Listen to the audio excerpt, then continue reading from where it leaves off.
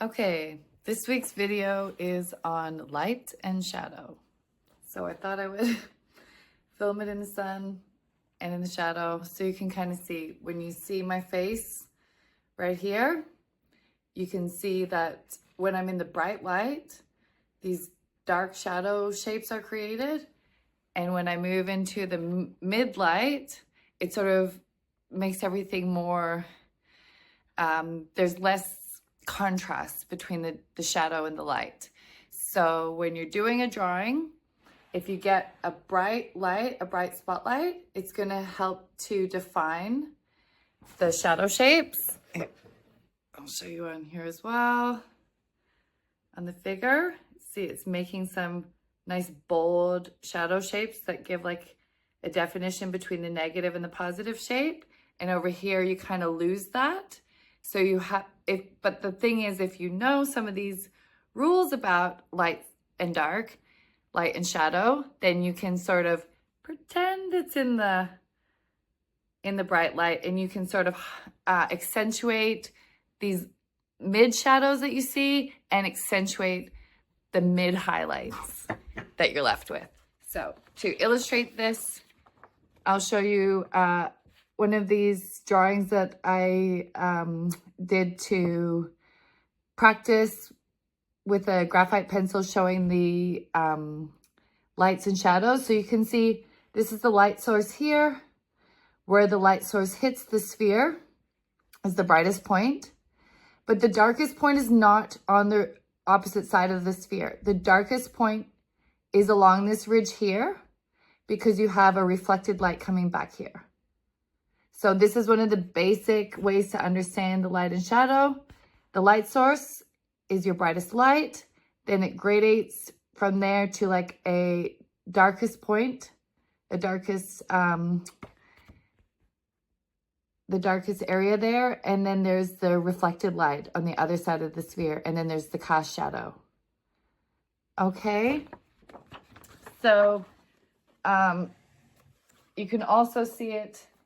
I know we're talking about drawing, but you can see it in this painting that I've done where the model was under really bright spotlight. So it created these beautiful contrasting shadow images, which just makes the face look super, it's easier to create that 3D effect because the shadows are defined. And then I'll show you another few examples from life drawing. Let's see here. Here's one where I've chosen a colored paper creates the mid range, the black here for the darkest shadow shapes and shadow areas.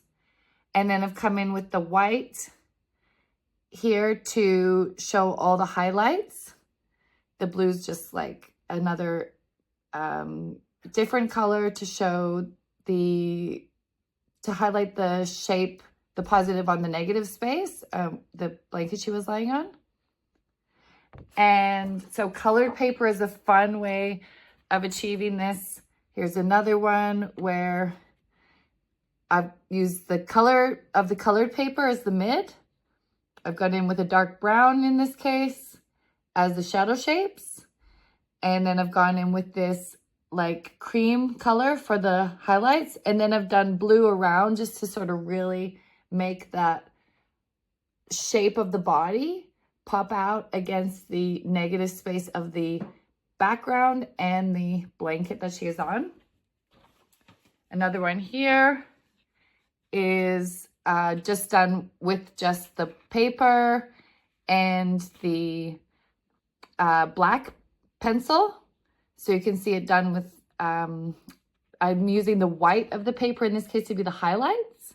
And then I'm doing both the mid and then the darkest with the black pencil. So that's what you do if you're just doing white paper with one graphite pencil.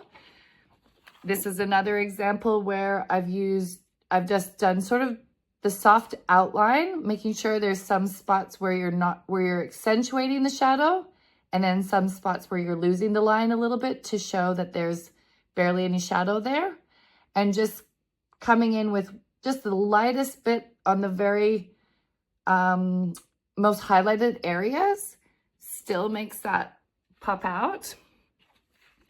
Another example with I've just got the mid and the dark tones in there. I literally ran out of time to get the highlights in, but that would have looked really beautiful. And this one here, the brown is the mid, so it's a pretty dark mid color. So I didn't do a lot of dark shadow in this one, but the purple acted as like the darkest shadows. The brown is the mid, and then the cream color was the highlights. And one final example where the yellow is the highlight purple again.